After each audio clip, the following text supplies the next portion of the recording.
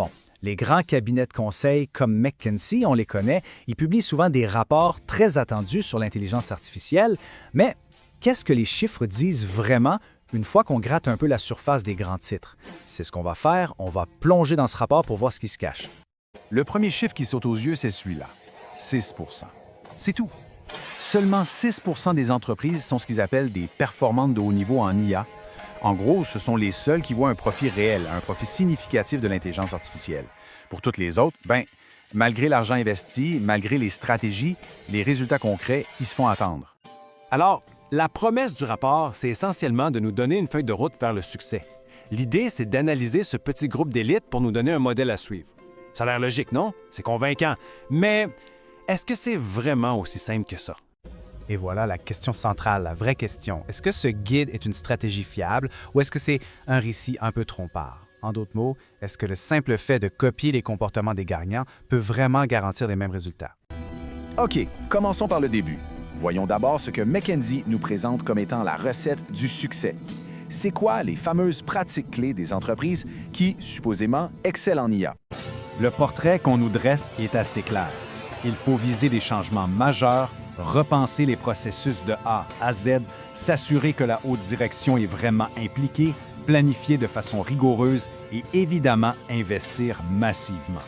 Sur papier, ça ressemble à la recette parfaite du succès, c'est certain. Bon, maintenant, passons à la partie un peu plus investigation. C'est ici qu'on va commencer à trouver des indices qui laissent croire que les gros chiffres du rapport, ils sont peut-être un peu trompeurs. Le rapport avance que 88 des organisations utilisent l'IA. C'est un chiffre qui impressionne. C'est énorme. Mais avant de s'emballer, il faut se poser une question bien simple. Qu'est-ce que McKinsey veut dire au juste par utiliser l'IA? Et c'est là que ça devient intéressant. Parce qu'au fil des ans, la définition a beaucoup changé. Avant, en 2017, ça voulait dire utiliser l'IA à grande échelle dans le cœur de l'entreprise. Maintenant, une simple utilisation régulière dans une seule fonction, ça suffit. Forcément, avec une définition aussi large, ça fait grimper les chiffres d'adoption. En fait, la réalité derrière ce gros 88 c'est que les 2/3 des entreprises en sont encore au balbutiement. Elles expérimentent, elles font des projets pilotes, mais on est très loin d'un déploiement à l'échelle de toute l'organisation. Il y a une autre incohérence qui apparaît quand on regarde comment la valeur de l'IA est mesurée. On se rend compte que selon le département où on se trouve, les résultats rapportés sont complètement différents. C'est assez simple en fait. Les unités de production, comme l'ingénierie, elles rapportent des économies de coûts. Pourquoi? Parce que c'est ça leur mandat. Les unités de revenus, comme le marketing, elles rapportent des gains de revenus. Pourquoi? Parce que c'est leur objectif.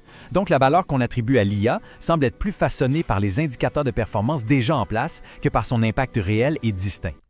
On arrive au cœur de notre enquête. C'est le moment où un petit calcul tout simple basé sur les données mêmes du rapport va nous révéler une histoire complètement à l'opposé de celle que McKinsey nous raconte. Le rapport souligne qu'un tiers des entreprises très performantes consacrent plus de 20 de leur budget numérique à l'IA. Ça, c'est présenté comme étant une des clés du succès. Mais qu'est-ce que ça veut dire pour vrai? OK, décomposons les chiffres. Le rapport nous dit qu'il y a 35 entreprises très performantes qui dépensent beaucoup. Mais il nous montre aussi qu'il y a environ 70 autres entreprises qui ne font pas partie des gagnants qui ont investi exactement la même chose.